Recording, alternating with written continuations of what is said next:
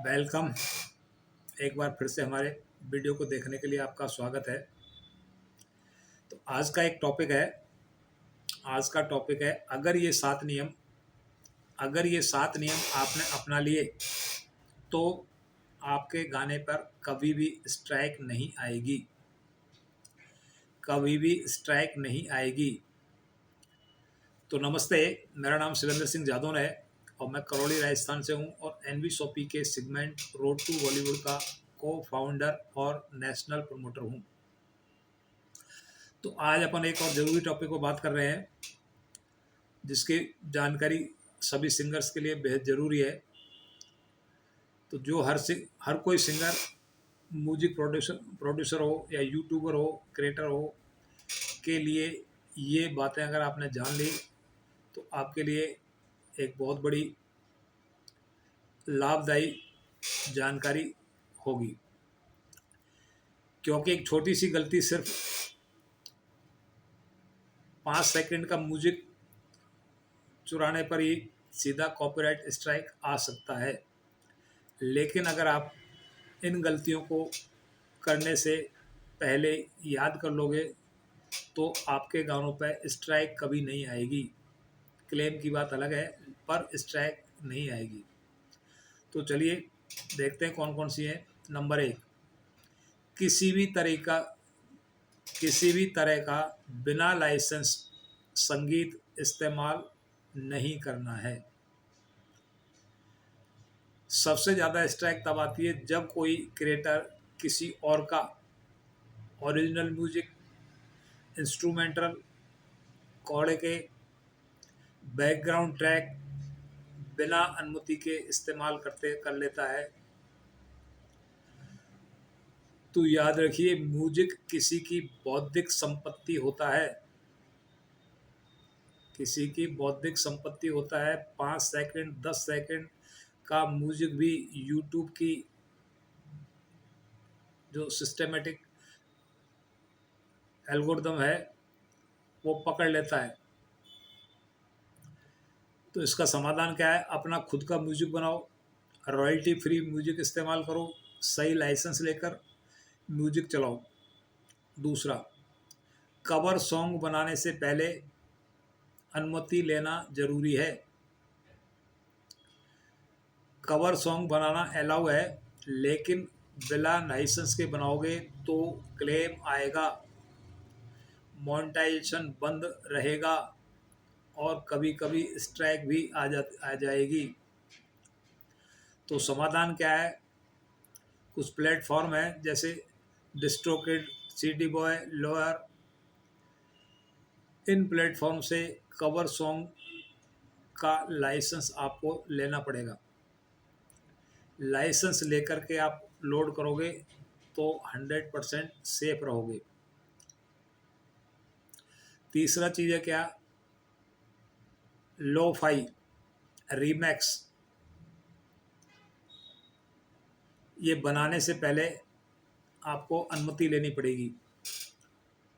Lo-fi और रीमैक्स बहुत trend में है, लेकिन सबसे ज़्यादा स्ट्राइक भी इन्हीं से आती है, क्योंकि रीमैक्स किसी के मूल गाने पर बदलाव किया हुआ होता है और डेरिवेटिव वर्क कहलाता है। इसके लिए लिखित अनुमति जरूरी है। समाधान इसका क्या है? गाने के असली मालिक या कंपनी को ईमेल करो, परमिशन लो, फिर रीमैक्स पोस्ट करो। बिना अनुमति रीमैक्स का मतलब है 100% स्ट्राइक का खतरा। चौथी चीज़ आती है फ्री म्यूजिक वेबसाइट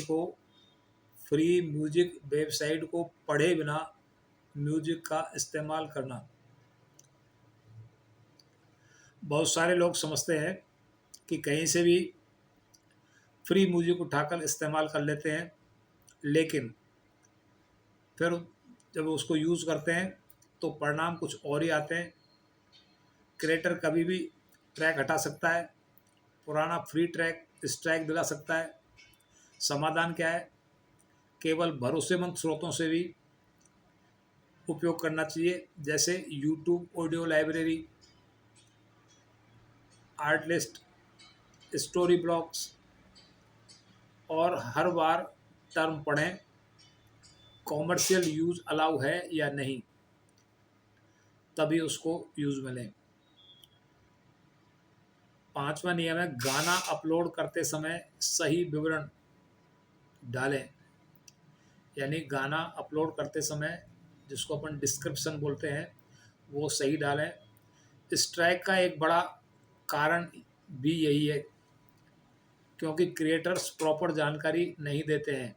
इसलिए डिस्क्रिप्शन में लिखना चाहिए ओनर कौन है, डिस्ट्रीब्यूटर कौन है, लाइसेंस इंफॉर्मेशन क्या है, कॉन्टैक्ट मेल आईडी क्या है, सिंगर कौन है, म्यूजिक किसने तैयार किया है, लिरिक्स किसने बनाई है।